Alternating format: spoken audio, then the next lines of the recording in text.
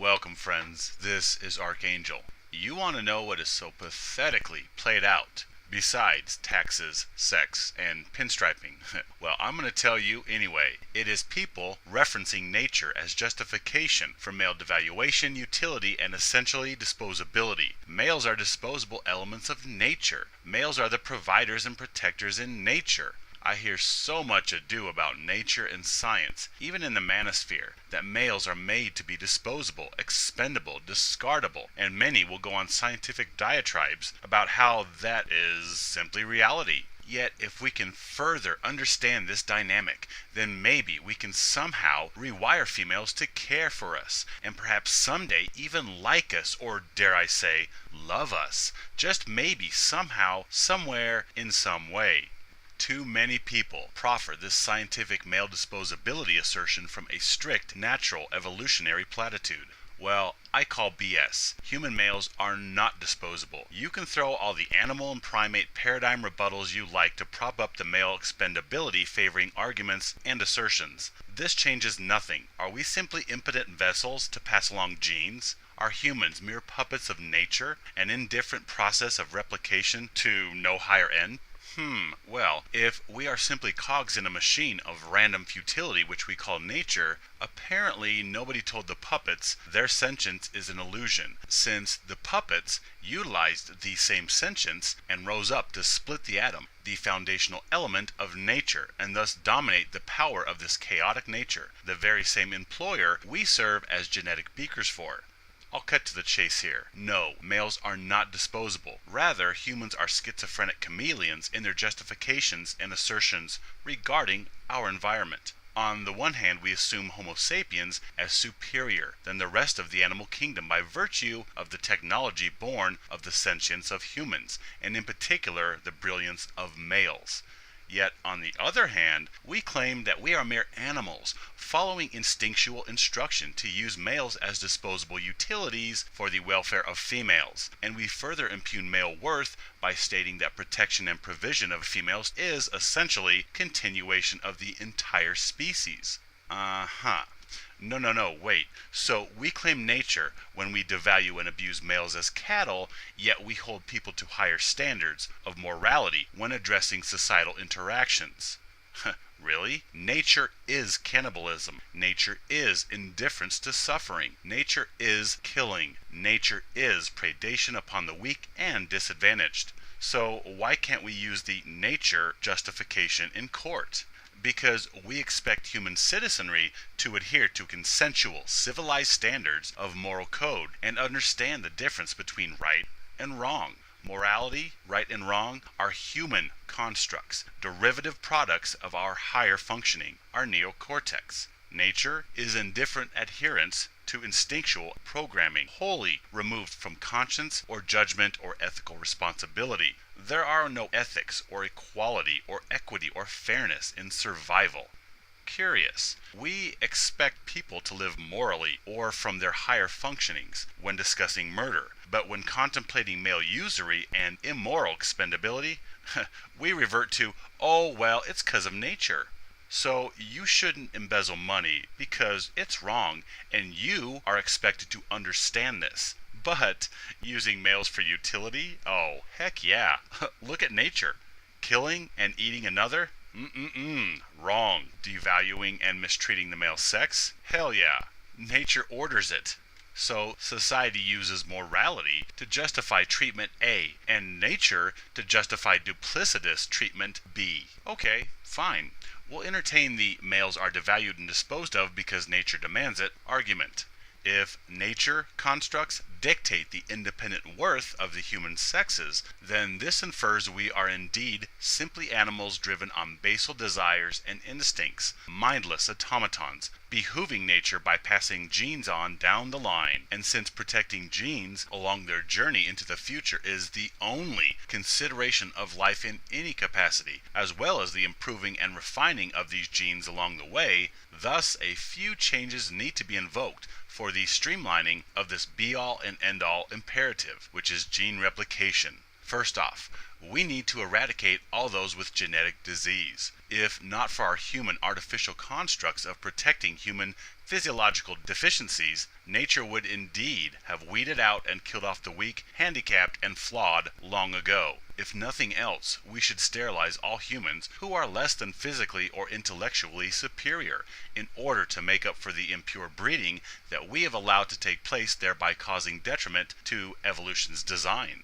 Thus, the handicapped or flawed should be prevented from breeding. Come on, gene replication is our highest priority. We're animals following instincts, remember? Moreover, elderly people should be discarded. They do not serve procreative purposes past a certain age. They simply become useless feeders, a hindrance upon nature by usurping resource and provision while contributing nothing to the only imperative of any life form, which is gene replication through species continuance. The resource we waste on elderly non-breeders could fuel the young virile breeders. Furthermore, cheesecakes, ice cream, cookies, donuts, funnel cakes at the county fair, or chocolate-dipped Twinkies at the amusement park.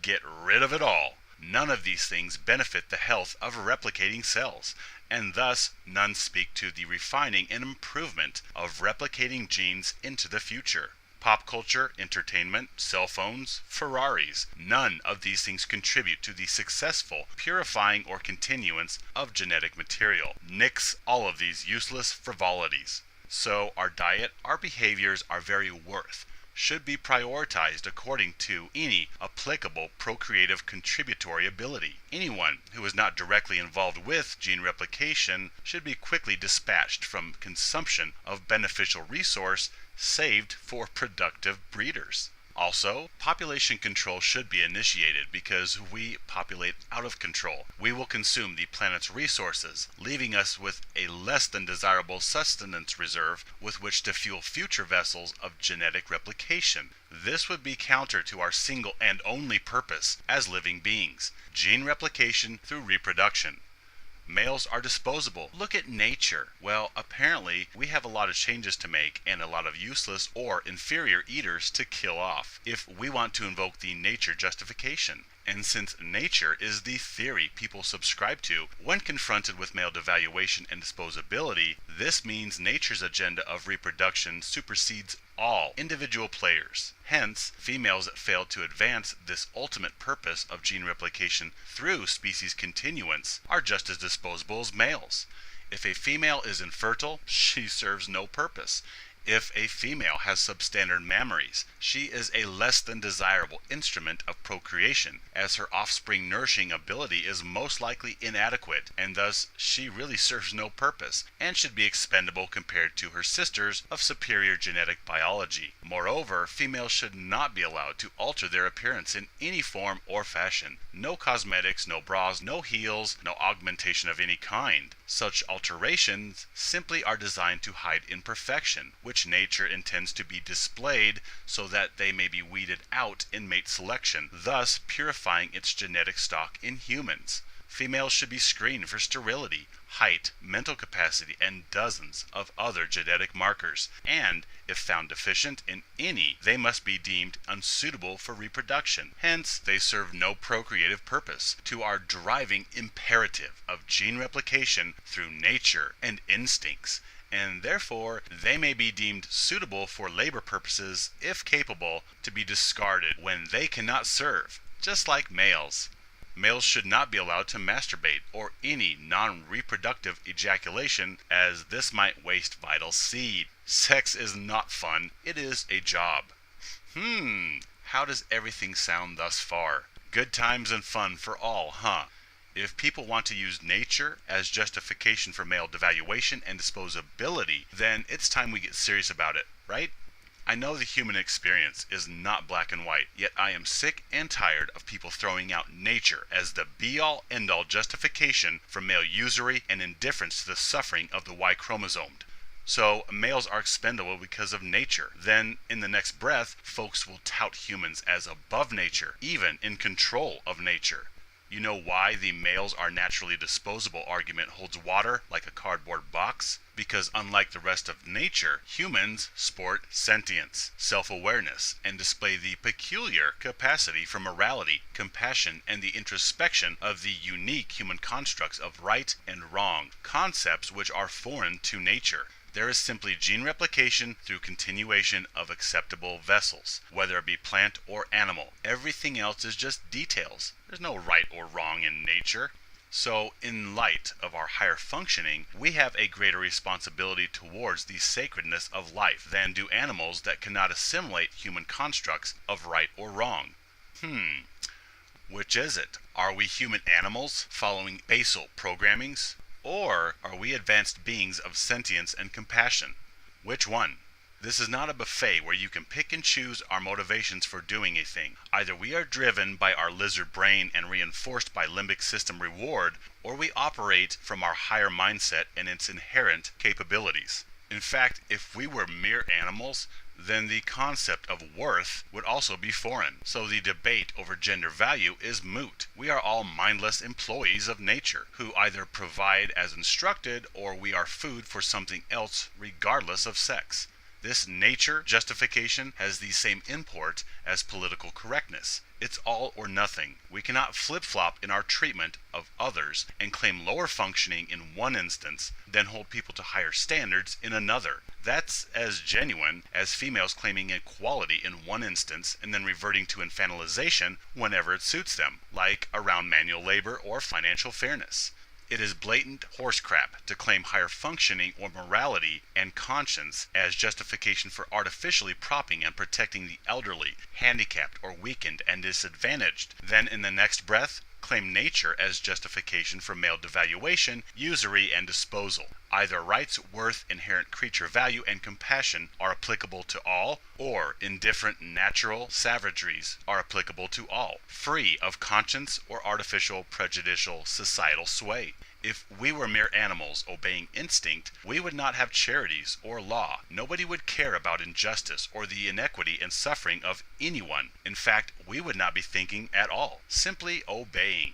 All's fair in nature. The business of gene replication through carbon-based vehicles cannot afford compassion. The fact that you can hear these words and comprehend their meanings, the fact that you can understand the human concepts of worth or right and wrong or compassion, moreover, that you can make any judgments about any of these things, means that you are utilizing your higher human specific functionings and capabilities. You are operating from a higher than nature capability just ingesting these words and the ensuing platitudes. So the answer to whether we are simply creatures obeying instinct by devaluing males or whether we are capable of morality is answered simply by you ingesting these words. Animals incapable of morality or justice cannot read or understand words. Humans capable of compassion and ethics can. Please don't even try to hide male devaluation and mistreatment behind such a pathetic, flimsy, fake excuse as nature. The nature argument is quite simply a hypocritical conversational diversion tactic to dress and pretty up abhorrent bigotry. This accomplishes no end of justice for males. How is debating male utility in nature going to overturn egregious wrongs trespassed against males every nanosecond around this spinning terrestrial circus? How is male disposability in nature going to right divorce entitlements or selective service requirements? How is offering the same old tired refrain of nature going to reverse these scars of male genital mutilation, or fix the inner hurts, or dry the tears shed this very moment by males around the globe because of the effects of gynocentrism? It's not. And that is the point. We mire people down in truculent discussions of nature, and there we stay. We do not have to address or fix a damn thing when we bog ourselves down with nature rebuttals to male devaluation and disposability. Yeah, we are so misandristic. We do not want to value males, and so nature is the be-all, end-all conversational ender and male utility enforcer. Parroting nature to encourage male devaluation is a cop-out by creatures capable of transcending nature. Moreover, I do not care about nature or its imperatives. I do not care about procreation or species continuance. I don't have to. There are way too many unfit specimens reproducing out of control around the globe every minute of every day. The human race is not under any duress of extinction in any scenario possible. What I do care about is the pain and suffering of males, the cruel and unjust abuse hurled upon them without consent.